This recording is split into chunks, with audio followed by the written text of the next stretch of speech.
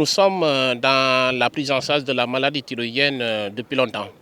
Mais la plupart des patients nous viennent à des stades avancés où le plus souvent ils ont dépensé presque tout leur argent. Mais les manifestations ont tellement évolué que la prise en charge est plus ou moins difficile, surtout sur le plan psycho-affectif, avec dans certaines situations des complications surtout cardiovasculaires. Donc l'importance du dépistage précoce, c'est d'anticiper sur les signes initiaux de la maladie. Là, le plus souvent, le traitement coûte moins cher et la guérison, le plus souvent, est meilleure par rapport à quelqu'un qui a eu une maladie qui est très avancée. Est-ce qu'on peut avoir une idée du nombre de malades actuellement aussi? Il est difficile d'avoir le nombre de malades actuellement au Sénégal, vu que presque dans toutes les structures hospitalières du Sénégal, il y a des patients souffrant de la thyroïde qui sont pris en charge.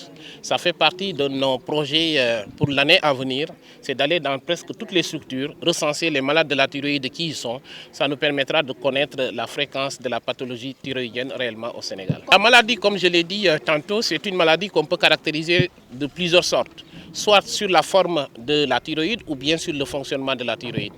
Pour ce qui est de la forme de la thyroïde, on peut avoir une thyroïde qui s'est atrophiée, cela veut dire qui a diminué de volume, ou bien une thyroïde qui a augmenté de volume.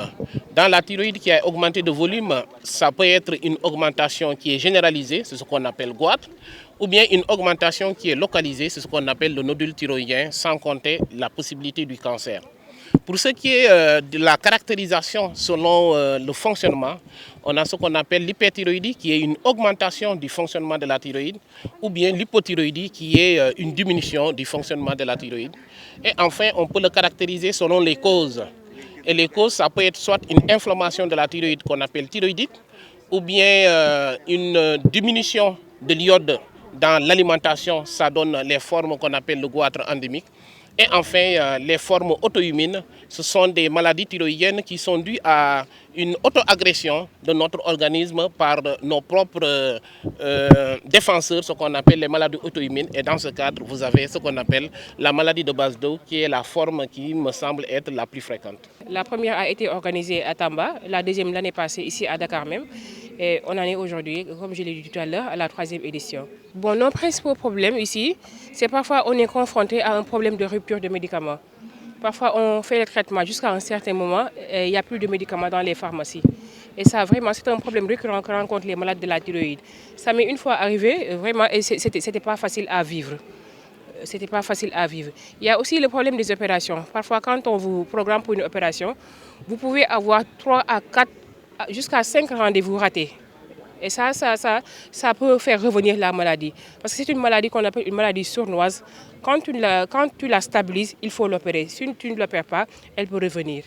C'est un problème récurrent que l'on rencontre. Aussi, il y a les analyses aussi. Parfois, tu es obligé de les faire chaque 2 mois, chaque 3 mois. Parfois, les malades sont confrontés à un problème de moyens. Ils débutent le traitement, à un certain moment, elles n'ont plus les moyens de continuer et elles s'arrêtent. C'est un problème vraiment récurrent chez les malades. On voudrait que les maladies de la thyroïde ne soient plus classées dans la catégorie des maladies tropicales négligées. On voudrait que l'État puisse prendre en charge les malades de la thyroïde, qu'on puisse les aider, que les médicaments puissent être subventionnés, qu'il n'y ait plus de rupture. Voilà, qu'on aide les malades vraiment de la thyroïde parce que les malades sont là. C'est bien, on n'a pas les statistiques et tout, mais on ne reste pas 1 ou 2 journées sans qu'on nous appelle d'un peu partout du Sénégal pour nous mettre en rapport avec des malades de la thyroïde.